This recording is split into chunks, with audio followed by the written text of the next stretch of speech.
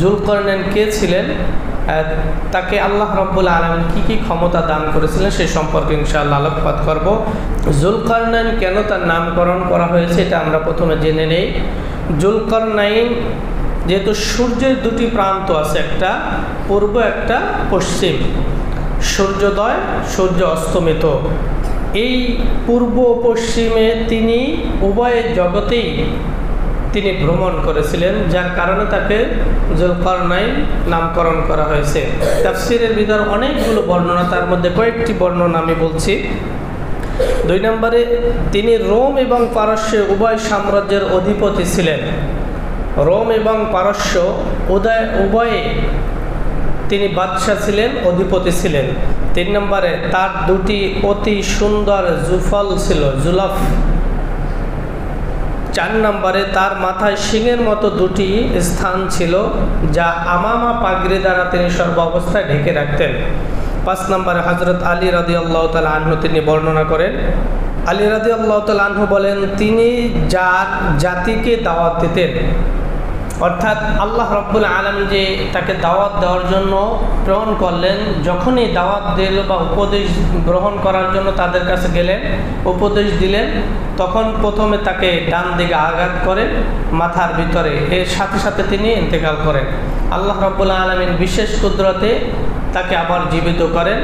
এরপরে আবার তার জাতিকে তিনি উপদেশ দিতে গেলে আবার বাম দিকে মারেন, যার কারণে দুটি ক্ষত দুই পাশে হয়ে গেছে, যার কারণে তাকে জুলকারনাইন নামকরণ করা হয়েছে। তো আল্লাহ রাব্বুল আলামিন এই যে জুলকারনাইন তাকে নামকরণ করা হয়েছে, সবচেয়ে গুরুত্বপূর্ণ এবং যেটা গ্রহণযোগ্য তার মধ্যে অন্যতম হলো তার মাথার 2 সাইডে 2টা সিংহের মতো কিছু ছিল, যেটা দেখতে একটা যেমন গরু মহিষের শিং থাকে সেরকম 2 সাইডে 2টা ছিল, যেটা আল্লাহ রাব্বুল আলামিন বিশেষ একটি কুদরতের জন্য দিয়েছেন, এবং সেটা তিনি আমামা পাগড়ি দিয়ে সর্ব অবস্থায় ঢেকে রাখতেন। এই পৃথিবীতে এখন পর্যন্ত 4 জন ব্যক্তি শাসন করেছেন পুরো পৃথিবী। কয়জন? 4 জন। তার মধ্যে 2 জন মুসলমান, 2 জন কাফের। মুসলমানদের মধ্যে একজন হলো জুলকারনাইন, আর দ্বিতীয়জন হলো হযরত সুলাইমান আলাইহিস সালাতু ওয়াস সালাম। এই 2 জন ছিল মুসলমান যে সারা পৃথিবী রাজত্ব করেছে। কাফেরদের মধ্যে 2 জন হলো, একজন বখতে নাসর আর দ্বিতীয়জন হলো নমরুদ। এরাও পুরো পৃথিবীকে শাসন করেছে। কিন্তু আল্লাহ রাব্বুল আলামিনের নবী জুলকারনাইন এবং সুলাইমান আলাইহিস সালাতু ওয়াস সালাম, এই 2 জন পৃথিবীকে আল্লাহ তাআলার বিধান দিয়ে শাসন করেছেন। আল্লাহ তাআলার যে সময়ের বিধান ছিল সেই বিধান অনুযায়ী, শরিয়া অনুযায়ী তারা শাসন করেছিলেন। কিন্তু পক্ষান্তরে যারা 2 জন কাফের ছিল, বখতে নাসর এবং নমরুদ, তাদের নিজের মন গড়া, নিজেদেরকে রব বলে তারা পৃথিবী শাসন করেছে, এবং তারা মানুষের প্রতি অত্যাচার, জুলুম, নির্যাতন, নিপীড়ন করেছে। একটা সময় আল্লাহ রাব্বুল আলামিন তাদেরকেও শেষ করে দিয়েছেন। তো যেই সম্পর্কে আমরা আলোকপাত করব, আল্লাহ রাব্বুল আলামিন বলেন যে জুলকারনাইন সম্পর্কে আপনাকে যখন প্রশ্ন করবেন, ওয়াসআলুনাকা আন যুলকারনাইন, যখন আপনাকে জুলকারনাইন সম্পর্কে আপনার কাছে জানতে চাইবে, তখন আপনি বলবেন কুল সাআতলু আলাইকুম মিনহু যিকরা, তার সম্পর্কে আমি তোমাদের সামনে বর্ণনা করতেছি বা তার অবস্থা সম্পর্কে আমি তোমাদের সাথে পেশ করতেছি। তো আল্লাহ রাব্বুল আলামিন এখান থেকে শুরু করে 101 আয়াত পর্যন্ত তার সম্পর্কে তিনি বর্ণনা করে দিয়েছেন, কি কি অবস্থায় তিনি ছিলেন। ইন্না মাক্কান্না লাহু ফিল আরদ ওয়া আতাইনাহু মিন কুল্লি শাইইন সাবাবা। আল্লাহ তাআলা বলেন, আমি জমিনের বুকে তাকে সমস্ত ক্ষমতার অধিপতি বানিয়েছি, এবং এর প্রয়োজনীয় যত সব উপায় উপকরণ প্রয়োজন হয় সব কিছু আমি তাকে দান করেছি। সুবহানাল্লাহ বলেন। ক্ষমতা তো দিয়েছেন, ক্ষমতা ধারণ করার জন্য যা কিছু উপকরণ প্রয়োজন সব কিছু আল্লাহ তাআলা তাকে দিয়ে দিয়েছেন। এরপরে তিনি ভ্রমণ শুরু করলেন। ফাআতবা সাবাবা, তিনি ভ্রমণের উদ্দেশ্যে বের হলেন। কোথায় বের হলেন?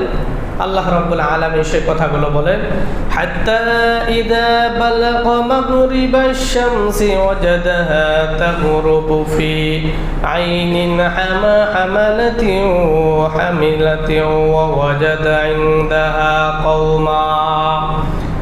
প্রথম অবস্থায় তিনি চলতে চলতে এমনভাবে সে সূর্য অস্তগমনের জায়গায় চলে গেল, যেই জায়গাটায় সূর্য ডুবে সেই জায়গায় তিনি চলে গেলেন এবং চোরাবালির ভিতরে অথবা কালো পানির ভিতরে সূর্যটা অস্তমিত হলো, ডুবে গেল।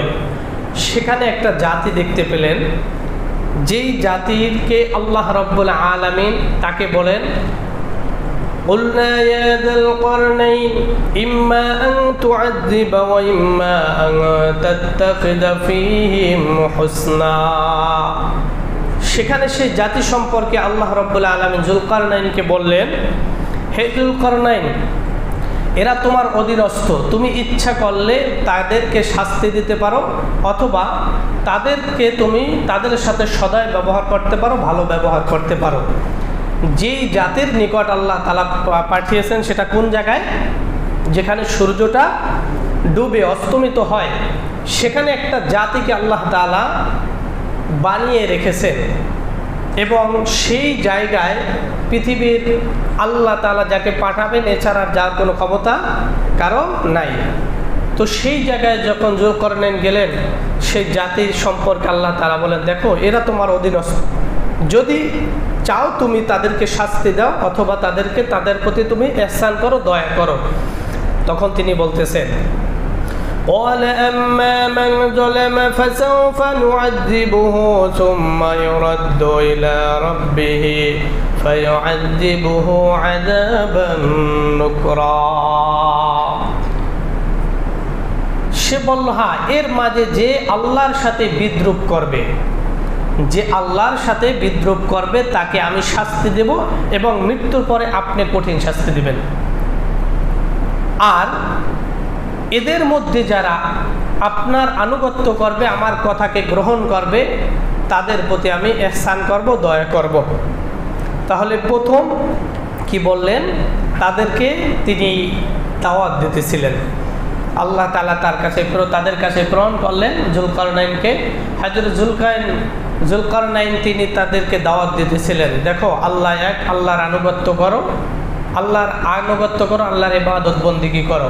এই যে যখন দাওয়াত দিলেন, তখন তাদের মধ্যে কিছু তার কথাকে অনুসরণ করল, আর কিছু অনুসরণ করলো না। তো তাদের ব্যাপারে বললেন, قال أما من ظلم فسوف نعذبه ثم يرد إلى ربه فيعذبه عذابا نكرا। হ্যাঁ, এদের মাঝে যে আল্লাহর সাথে বিদ্রূপ করবে তাকে আমি অবশ্যই শাস্তি দেব। শুধু আমি না, অতঃপর তাকে যখন মালিকের সামনে দাঁড়াতে হবে, মালিকের সামনে যাবে, তখন আল্লাহ তাআলা বলেন আযাবান নুকরা, তাকে আরো বেশি আল্লাহ তাআলা কি করবেন? শাস্তি দেবেন। কেন? তার উপদেশ গ্রহণ করে নাই। পরের আয়াত, وأما من آمن وعمل صالحا فله جزاء الحسنى وسنقول له من أمرنا يسرا। অপরদিকে যে ব্যক্তি আল্লাহর উপর ঈমান আনবে, যে আমার দাওয়াতকে গ্রহণ করবে, আমার উপদেশকে গ্রহণ করবে, আল্লাহ রাব্বুল আলামিনের প্রতি ঈমান আনবে এবং নেক কাজ করবে, ওয়ামিলা সলিহা, নেক কাজ করবে, ফালাহু জাযাআনিল হুসনা, তাদের জন্য থাকবে উত্তম পুরস্কার, তাদের জন্য উত্তম পুরস্কার। ওয়া সানাকুলু লাহু মিন আমরিনা ইসরা, উত্তম কাজ তো তাদের জন্য থাকবেই, আমার কাজ সম্বন্ধে সময় একান্ত বিনম্র ব্যবহার করবে।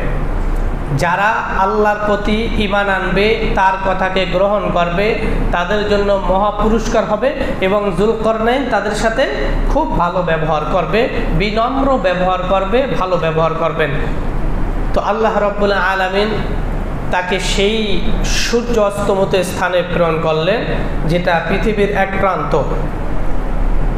এরপর আল্লাহ রাব্বুল আলামিন তাদের কাছে দাওয়াত দেওয়ার জন্য বললেন, দাওয়াত দিলেন, কিছু গ্রহণ করলেন, কিছু গ্রহণ করলেন না। যারা গ্রহণ করলো তাদের জন্য পুরস্কার এবং তাদের সাথে তিনি ভালো ব্যবহার করলেন। আর যারা তার কথাকে গ্রহণ করলো না, আল্লাহ রাব্বুল আলামিনের সাথে বিদ্রূপ করলো, তাদেরকে তিনি শাস্তি দিলেন এবং বললেন মৃত্যুর পর তোমাদের জন্য আল্লাহর পক্ষ থেকে আরও শাস্তি অপেক্ষা করছে। এরপর ওখান থেকে আবার চলতে শুরু করলেন। সুম্মা আতবা সাবাবা, এবার অন্য জায়গায় ছুটলেন। কোথায় ছুটলেন? হাত্তা ইযা বালাগা মাতলিআশ শামসি ওয়াজাদাহা তাতলু আলা কওমিন লাম নাজআল লাহুম মিন দুনিহি সিতরা। এমনিভাবে তিনি চলতে চলতে চলতে সূর্যোদয়ের স্থানে গিয়ে পৌঁছালেন। কোথায়? প্রথম গেল যেখানে সূর্য ডুবে যায়, এবার যেখানে গেল দ্বিতীয়বার সেখানে সূর্য উঠে অস্তমিত হয়। তো সূর্য যখন অস্তমিত হলো, সে সূর্যের এমন এক জাতিকে তিনি দেখতে পেলেন সেখানে, যেখানে সূর্যটা উদয় হয়, এমন এক জাতি দিয়ে উদয় হতে দেখলো যাদের জন্য তার প্রখর তাপ, অর্থাৎ সূর্যের যে তাপটা রয়েছে, যে আলোটা রয়েছে, সেটার থেকে যে তারা কোনো রকম কিছু দ্বারা আত্মরক্ষা করবে তার কোনো ব্যবস্থা ছিল না। তো আল্লাহ রাব্বুল আলামিন বলেন, লাম নাজআল লাহুম মিন দুনিহি সিতরা, তাদের জন্য তার প্রখর তাপ থেকে আত্মরক্ষার কোনো অন্তরালয় সৃষ্টি আমি করি নাই। তো যুলকারনাইন তিনি দেখতে পেলেন যে সূর্য উঠতেছে এবং সেখানে যে একটা জাতি বসবাস করে তারা পুরো উলঙ্গ, তাদের সাথে কোনো কাপড় চোপড় নাই, ঘর বাড়ি নাই, এমনকি তারা যে একটু ছায়া, সূর্যের তাপটা থেকে একটু আত্মরক্ষা করবে এরকম কোনো জিনিস তাদের জন্য আল্লাহ তাআলা রাখেন নাই। তো আল্লাহ রাব্বুল আলামিন বলেন, কাযালিকা ক্বাদ আহাতনা বিমা লাদাইহি খবরা, যুলকারনাইন ঘটনা ছিল এরকমই, আমার কাছে সে সম্পর্কিত পুরোপুরি খবর মজুদ আছে। মানে আল্লাহ তাআলা তাকে যতটুকু জানিয়েছেন তিনি সব কিছু জানছেন এবং বুঝতে পারছেন। তখন আল্লাহ রাব্বুল আলামিন ওই সূর্যোদয়ের স্থানে পাঠালেন যেখানে সূর্য ওঠে, সেখানে যে ওই জাতিকে দেখতে পেলেন এবং তিনি বললেন যে আমি যুলকারনাইনের যে ঘটনা এরকম আমার কাছে সে সম্পর্কিত পুরোপুরি খবরই কার কাছে আছে? আল্লাহ রাব্বুল আলামিনের কাছে। তিনি খবর রাখেন এবং রাসূল সাল্লাল্লাহু আলাইহি সাল্লামকে এই সম্পর্কে বলতেছিলেন। প্রথম গেলেন সূর্যোদয়ের এখানে, এরপরে সূর্য অস্তমিতর ওখানে, দ্বিতীয়বার আসলেন সূর্য যেখানে উদিত হয় ওঠে সেখানে। এসে তো এই জাতিকে দেখতে পেলেন। আল্লাহ রাব্বুল আলামিন বলেন, যারা নেককার হবে, পরহেজগার হবে, তাদেরকে আমি তাপ থেকে আত্মরক্ষার ব্যবস্থা করে দেব। সুবহানাল্লাহ। এখান থেকে ওই জাতির থেকে তিনি আবার ছুটলেন। সুম্মাত বাআসা বাবা, এই তৃতীয়বারের মতো ছুটলেন। কোথায়? হাত্তা ইযা বালাগা বাইনাস সাদদাইনি ওয়াজাদা মিন দুনিহিমা কওমা লা ইয়াকাদুনা ইয়াফকাহুনা কাওলা। এমনকি পথ চলতে চলতে দুটি প্রাচীরের মধ্যবর্তী স্থানে গিয়ে পৌঁছালো। এমন দুটি পাহাড় প্রাচীর যারা এখান থেকে এদিক থেকে ওদিকে আওয়ার কোনো ক্ষমতা নেই। মিন দুনিহিমা কওমা লা ইয়াকাদুনা ইয়াফকাহুনা কাওলা, এমন এক সম্প্রদায় লোকদের পেল যারা যুলকারনাইনের কোনো কথাই বুঝতে পারে নাই। তৃতীয়বার গেল এমন এক পাহাড়ের স্থানে, দুই পাহাড়ের মধ্যবর্তী স্থানে গিয়ে পৌঁছালেন। সেখানে যেয়ে দেখে এক জাতি বসবাস করে এবং এই জাতি যুলকারনাইনের কোনো কথাই বুঝতে পারতেছে না। তো তাফসিরের মধ্যে বলেন তাহলে তাদের কথা কীভাবেই করলো? তো দোভাষী, যারা কথা বুঝতে পারে এরকম মানুষের দোভাষী দিয়ে তাদের কথা বুঝতেছিলেন। তো ওখানে যাওয়ার পরে কি ঘটলো? ওখানে ইয়াজুজ মাজুজের বংশধররা তারা সহ সেখানে বসবাস করতেছিল। তো যুলকারনাইন যখন গেল তখন তাদেরকে বললেন ওই বাসিন্দারা, ওই এলাকার লোকেরা, قالوا يا ذا القرنين إن يأجوج ومأجوج مفسدون في الأرض فهل نجعل لك أن تجعل بيننا وبينهم سدا। যুলকারনাইনকে ডাকতে বললেন, হে যুলকারনাইন, নিঃসন্দেহে ইয়াজুজ মাজুজ এরা জমিনের ভিতরে ফাসাদ সৃষ্টি করে, মুফসিদুনা ফিল আরদ। না, এই যে ইয়াজুজ মাজুজ নামক দুটি সম্প্রদায়, এরা কি করে? মুফসিদুনা ফিল আরদ, এরা জমিনে বিপর্যয় সৃষ্টি করে। এমতো অবস্থায় তাদের দেখে বাঁচার জন্য আমরা কি আপনাকে এই শর্তে কিছু কর দেব, কিছু দিব যে আপনি তাদের মাঝে আমাদের মাঝে একটা দেওয়াল সৃষ্টি করে দেবেন, যেই দেওয়ালের পরে আর সেখান থেকে আমাদের এলাকায় এসে আমাদের উপরে জুলুম করতে পারবে না, নির্যাতন করতে পারবে না। এরকম যদি আমরা আপনাকে কিছু কর দেই তাহলে আপনি সেটাকে আপনার করে দেবেন কি না? তো হযরত যুলকারনাইন তিনি বললেন, দেখো তোমরা যে শর্ত দিলে এ কেমন শর্ত? একটা কর দেবা তুমি আমাদের এবং আমাদের মাঝে একটা প্রেচার বানিয়ে দেব, এজন্য আমাকে কিছু কর দেওয়ার প্রয়োজন নাই। কি বললেন? ক্বালা মা মাক্কান্নী ফী রাব্বী খায়রুন ফাঈনুনি বিকুওয়া আজআল বাইনাকুম ওয়া বাইনাহুম সাদ্দা। সে বলল কোনো করার প্রয়োজন নাই, আল্লাহ তাআলা আমাকে যা কিছু দিয়েছেন সেটাই আমার জন্য অনেক কিছু, আর তোমাদের আমার আর কিছু দিতে হবে না। তবে কি দিবা? আমাদের জন্য শারীরিক শক্তি, আমার কাছে তোমরা শারীরিক শক্তি দেবা, শক্তি দ্বারা তোমরা আমাকে সাহায্য করবা। বিকুওয়াতিন আজআল বাইনাকুম বিকুওয়াতিন, শক্তি দ্বারা তোমরা আমাকে সাহায্য করবা। তাহলে আমি তোমাদের জন্য একটা প্রাচীর এমনভাবে তৈরি করব যে আল্লাহ রাব্বুল আলামিনের অর্ডার ছাড়া সেই কিয়ামতের আগে এটাকে ভাঙতে পারবে না। তো তারা রাজি হয়ে গেল, যে তারা সাহায্যের জন্য রাজি হয়ে গেল, একটা মজবুত প্রাচীর বানিয়ে দেবে। তো এবার যুলকারনাইন বললেন, ঠিক আছে তাহলে আতুনি জুবরাল হাদিদ, তোমরা আমার কাছে কাজের জন্য লোহার পাত নিয়ে আসো। তুনি জুবরাল হাদিদ, লোহার পাত নিয়ে আসো। লোহার পাত দিয়ে আস্তে আস্তে আস্তে গড়া শুরু করবেন।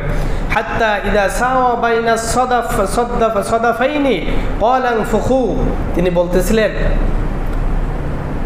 তাদের আয়েশ অনুযায়ী তা আনা হলো এবং প্রাচীর তৈরির কাজ শুরু করে দিল। হাত্তা ইদা জাআলাহু নারা ক্বালা আতুনি উফরিগ আলাইহি কিতরা, তখন তাদেরকে লক্ষ্য করে বলল, তোমরা হাফরে দম দিতে থাকো। অতঃপর যখন তা আগুনে উত্তপ্ত করলো তখন সে বলল, তোমরা আমার কাছে কিছু গলানো তামা নিয়ে এসো, আমি তার উপরে তা ঢেলে দেব। প্রথম তাপ আনলেন এবং সেটা হাফর, ওই যে তামা কামাররা যেই জিনিসটাই করে লোহা, ওরকম একটি কিছু, সেটা দিয়ে লোহাগুলো গলাতেছিলেন এবং তামা দ্বারা সেইটা তামাকে উত্তপ্ত গরম করে পুরাটা ঢেলে দিল। এত মজবুত প্রাচীর পৃথিবীর আর অন্য কোনো স্থানে কেউ কখনো করতে পারে না এবং পৃথিবীর শেষ পর্যন্ত কেউ করা সম্ভবও হবে না। আগে পরে বর্তমান ভবিষ্যতে কেউ কখনো পারবে না। এমন একটা পাত সুন্দর করে বানিয়ে দিল। ইয়াজুজ মাজুজ থেকে তার আত্মরক্ষা, তারা নিজেদেরকে হেফাজত করতে পারলো। আল্লাহ রাব্বুল আলামিন বলেন, ক্বালা আতুনি উফরিগ আলাইহি কিতরা, তোমরা আমার কাছে গলানো তামা নিয়ে এসো, আমি তার এর উপরে ঢেলে দেই। এমনিভাবে এমন একটি মজবুত প্রাচীর তৈরি হয়ে গেল। তারপর তারা হলো তার উপর উঠতে সক্ষম আর হলো না, না পারতে সেখান থেকে উঠতে, না পারলো সেটা ভেঙে এদিকে আসতে। ফামাস্তাউ আইয়াজহারুহু ওয়া মাস্তাতাউ লাহু নাকবা, তারা সেটার উপরে ওঠাও সম্ভব হয় না, প্রাচীরটাকে ভেঙে এখান থেকে বাহির হবে সেটাও তাদের শক্তিতে সে সামর্থ্য কুলায় না। তো আসলে ইয়াজুজ মাজুজ কারা, কিভাবে তারা আসবে? ওই পাহাড় দ্বয়ের এমন দুটি পাহাড় ছিল, যেই পাহাড়ের উচ্চতা ছিল অনেক বেশি, ওটা ভেঙে আসাটাই কষ্টকর ছিল, কিন্তু ওখান থেকে একটা গিরিপথ তারা তৈরি করে ফেলছিল। তারা প্রচুর পরিমাণ শক্তিশালী ছিল। আদ সামুদ গোত্র দেখেন পাহাড়, সেই পাথরের পাহাড় কেটে কেটে বাড়ি নির্মাণ করত, তাদের চেয়ে আরও কয়েক গুণ শক্তিশালী হলো ইয়াজুজ মাজুজের বংশধররা। তো আল্লাহ রাব্বুল আলামিন এই যে তাদের মাঝে একটা প্রাচীর করার ক্ষমতা দান করলেন যুলকারনাইনকে। যুলকারনাইন এটা প্রাচীরটা নির্মাণ করার পরে তিনি বললেন, দেখো এই যে প্রাচীরটা নির্মাণ করলাম, এটা কিন্তু আমার কোনো কেরামতি নয়। আমরা তো দুনিয়ায় একটা ভালো কাজ করলে বা একটা মসজিদ করলে, মাদ্রাসা করলে আমি করছি, এটা বলি না আমরা, আমি করিয়ে দিছি বা আমার পক্ষ থেকে হয়েছে, এই ধরনের কথা বলি। কিন্তু যুলকারনাইন এবার বলতেছেন কি, এটাই হলো শিক্ষণীয় আমাদের বিষয়, আজকের আলোচনা শিক্ষণীয়। এখন যেটা বলবো সেটাই খেয়াল করে শুনবেন। যুলকারনাইন বলতেছেন যে ক্বালা হাযা রাহমাতুম মির রাব্বি, এই যা কিছু হয়েছে সবই আমার মালিকের অনুগ্রহ। সুবহানাল্লাহ, জোরে বলেন। কার অনুগ্রহ? ক্বালা হাযা রাহমাতুম মির রাব্বি, যুলকারনাইন তাদের উদ্দেশ্য করে বললেন, যা কিছু হয়েছে আমার মালিকের অনুগ্রহ। ফাইদা জাআ ওয়াদু রাব্বি জাআলাহু দাক্কা ওয়া কানা ওয়াদু রাব্বি হাক্কান, কিন্তু যখন আমার মালিকের ওয়াদার মতো কিয়ামত অনুষ্ঠিত হবে, তখন তা চূর্ণ বিচূর্ণ হয়ে যাবে। আল্লাহ রাব্বুল আলামিন হযরত ইসরাফিল আলাইহিস সালাতু ওয়াস সালামকে শিঙ্গা লাগিয়ে মুখ তার রেখে দিয়েছে। যখন আদেশ হবে ইসরাফিল আলাইহিস সালাতু ওয়াস সালাম শিঙ্গায় ফুঁক দেওয়ার সাথে সারা পৃথিবীর সব কিছু লন্ডভন্ড হয়ে, তামাগুলো, লোহাগুলো, সীসাগুলো, সব কিছু বিল্ডিংগুলো চূর্ণ বিচূর্ণ হয়ে শুধুমাত্র তুলার মতো উঠতে থাকবে। সুবহানাল্লাহ। তো তিনি বললেন, ওয়াদা ওয়া কানা ওয়াদু রাব্বি হাক্কান ওয়া কানা ওয়াদু রাব্বি হাক্কান, এটা আমার মালিকের ওয়াদা এবং মালিক যত ওয়াদা করেছে তাই সবই সত্য।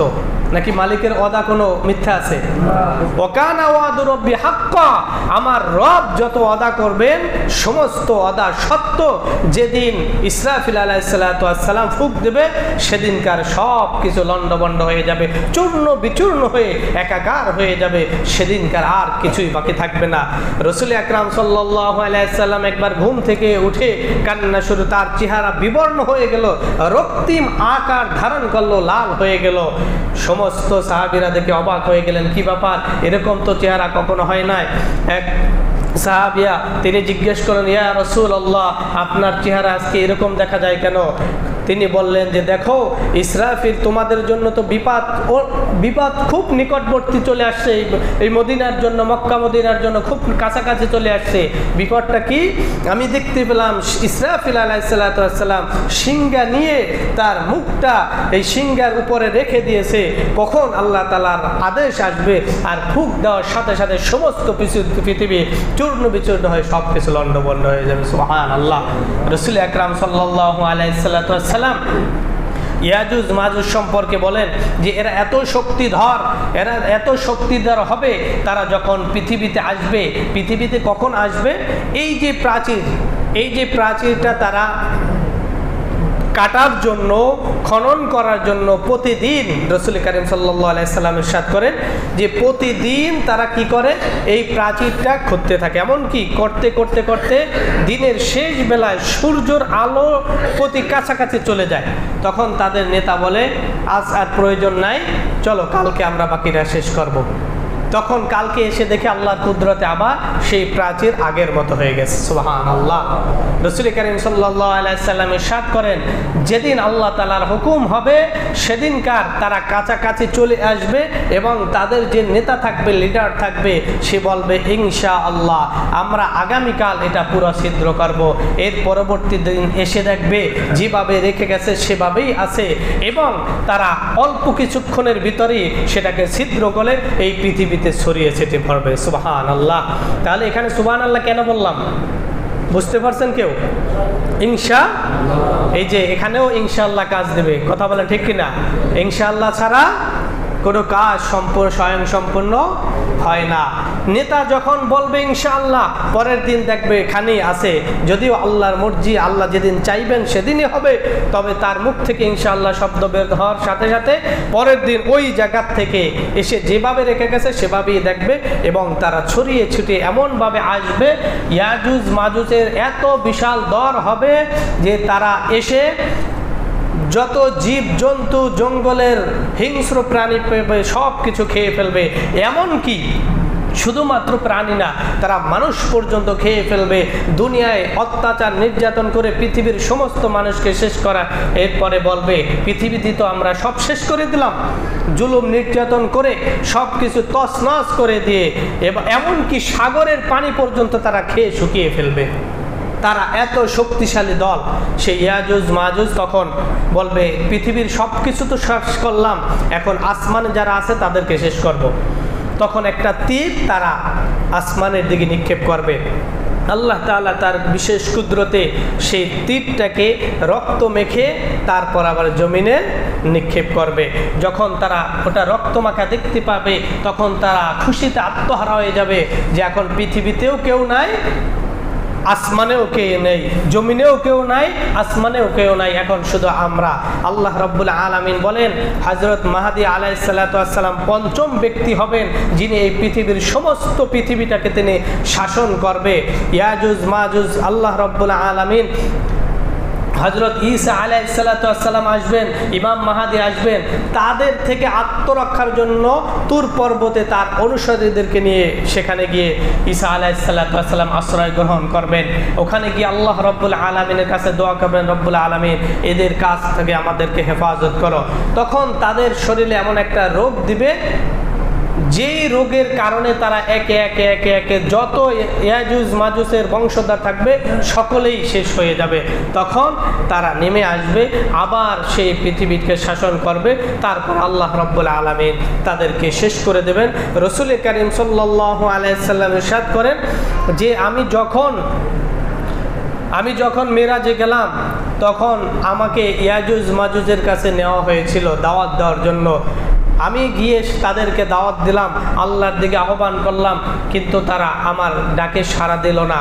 এজন্য তারা কাফের, যেই সমস্ত মানুষ কাফের হবে, আল্লাহর বিদ্রোহ, আল্লাহর সাথে বিদ্রোহ করবে, আল্লাহকে অস্বীকার করবে, এবং জিনদের মধ্যে যারা শয়তান জিন হবে, ইবলিস জিন হবে, ইবলিসের বংশধর সহ তারা তাদের সাথে জাহান্নামে থাকবে। এবং জাহান্নামটা আল্লাহ রাব্বুল আলামিন তাদের জন্য তৈরি করেছেন কেমন? ওয়ারাদনা জাহান্নামা ইয়াওমাইযিল লিল কাফিরিন আরদা, সেদিন আমি জাহান্নামকে অবিশ্বাসীদের জন্য তাদের সামনে এনে দেব, সামনে এনে উপস্থিত করবে। ইয়াউমা নাকুলু লিজাহান্নামা হালিম তালাতি ওয়া তাকুলু হাল মিন মাজিদ ওয়া উজলিফাতিল জান্নাতু লিল মুত্তাকিন। আচ্ছা, এটা ইয়াউমা নাকুলু লিজাহান্নামা হালিম তালাতি ওয়া তাকুলু হাল মিন মাজিদ, জাহান্নামের ভিতরে যত পৃথিবীর জাহান্নামী আছে সবাই যাওয়ার পরেও আল্লাহর কাছে বলবে আর কি নাই? আল্লাহু আকবার বলেন। পৃথিবীর লক্ষ মিলিয়ন বিলিয়ন কোটি কোটি মানুষ যাওয়ার পরেও জাহান্নাম বলবে কি? ইয়াউমা নাকুলু লিজাহান্নামা হালিম তালাতি ওয়া তাকুলু হাল মিন মাজিদ, আর কি নাই আল্লাহ জাহান্নামে আমার পেটে দেওয়ার জন্য? হালিম তালাতি, আমার পেটে দেওয়ার মতো আর কি কিছু নাই? তাহলে চিন্তা করুন জাহান্নামটা দৈর্ঘ্য প্রশস্ত তার কত হবে। আল্লাহ রাব্বুল আলামিন আমাদের জাহান্নাম থেকে হেফাজত করুন, আমিন। তো ইয়াজুজ মাজুজ এসে এই লন্ডভন্ড করবে পৃথিবী, আল্লাহ তাআলা তাদেরকেও শেষ করবেন। এই পৃথিবীতে কেউ থাকতে পারে নাই, কেউ থাকতে পারবে না। আল্লাহ রাব্বুল আলামিন শেষ অবধি মানুষদেরকে যখন শেষ করার ইচ্ছা করবেন পৃথিবী, তখন ইসরাফিল আলাইহিস সালাতু ওয়াস সালামকে ফুঁক দিতে বলবেন। এক ফুকে পৃথিবী লন্ডভন্ড হয়ে যাবে, দ্বিতীয় ফুকে সেদিনকার হাসরের কায়েম হয়ে যাবে। আল্লাহ তাআলা বলেন তাদেরকে আমি সামনে উপস্থাপন করব, তাদেরকে আমি জিজ্ঞাসাবাদ করব, তাদেরকে জাহান্নামে ঠেলে দেব। তারা থাকবে ওই সমস্ত জাহান্নামীদের সাথে যারা আল্লাহর সাথে বিদ্রোহ করেছিল, অস্বীকার করেছিল। এই জন্য আল্লাহ তাআলা বলেন ওয়ারাদনা জাহান্নামা ইয়াওমাইযিল লিল কাফিরিন মানে জাহান্নাম দিয়ে অবিশ্বাসের সামনে এনে হাজির করবে, আর একা এক করে সকলেই জাহান্নামে যেতে হবে। চাইলেও যেতে হবে, না চাইলেও যেতে হবে। ইয়াজুজ মাজুজের বংশধর আমাদের দেশেও দেখা যায়। ওই যে একটা ঘটনা আপনারা জানেন, ইতিমধ্যে একটা ছেলেকে, মাহাদি সম্ভবত নাম ছেলেটাকে মেরে তারা তার গোস্ত খায়। তাহলে বোঝা যায় যে ইয়াজুজ মাজুজ হিংস্রটা কত হবে। এখন আমাদের এই যে উপজাতিরা যারা বিভিন্ন পাহাড়ে অঞ্চলে বাস করে, তারা যদি এখনই মানুষ খেতে পারে রান্না করে, তাহলে ইয়াজুজ মাজুজের অবস্থাটা কি হবে? তারা তো মনে হয় তাদের বংশধর, নাহলে একজন, তারা তো আসলে সবই খায়, পোকা মাকড় সাপ কুচ্চা ব্যাং যা আছে সব কিছু খায়, কিন্তু মানুষ যে খায় এটা তো আমাদের জানা ছিল? এটা তো এই প্রকাশ হয়েছে দেখে না হয় জানছি, এরকম কত যে অহরহর ঘটনা ঘটছে আল্লাহ ভালো জানে। এজন্য আসুন আমরা সর্বাবস্থায় আল্লাহর কাছে নিজের ঈমানকে টিকিয়ে রাখার জন্য দোয়া করি, কারণ নিজের ঈমান ছাড়া পরপারে জান্নাত কোনোভাবেই সম্ভব না। আমল আপনি কম করেছেন, আমরা কম করেছি, কিন্তু কম আমলের জন্য আল্লাহ তাআলা আমাদেরকে চিরস্থায়ী জাহান্নামে দিবেন না, চিরস্থায়ী জাহান্নামে দিবেন না। যতটুকু শাস্তি করেছি, অপরাধ করেছি, এতটুকু ভোগ করে আল্লাহ তাআলা জান্নাতে দিবেন। কি থাকলে? ঈমান থাকলে। আর এখানে আমরা দ্বিতীয় শিক্ষাটা কি করলাম, যে যা কিছু করি না কেন সব কিছু কার অনুগ্রহ? কার অনুগ্রহ? যে কাজটা করি না কেন সর্বশেষ কথা থাকবে ক্বালা হাযা রাহমাতুম মির রাব্বি, এটা আমার রবের অনুগ্রহ। না হয় অনুগ্রহ না হলে আমরা এই কাজটা সম্পাদন করতে পারতাম না। আল্লাহ তাআলা আমাদের সকলকে দ্বীনের উপরে অটল অবিচল থেকে আল্লাহ তাআলার ঈমানের উপরে টিকিয়ে রেখে শেষ পর্যন্ত আল্লাহ তাআলার গুণগান করার তৌফিক দান করুন। আমিন।